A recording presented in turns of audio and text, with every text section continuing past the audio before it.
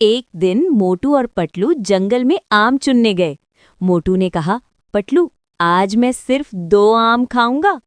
पतलू हैरान होकर कहा, मोटू, ये तो तारीख में पहली बार हो रहा है।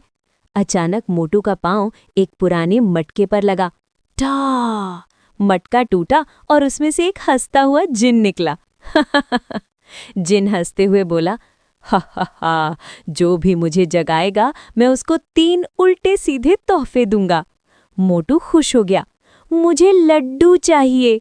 पुफ!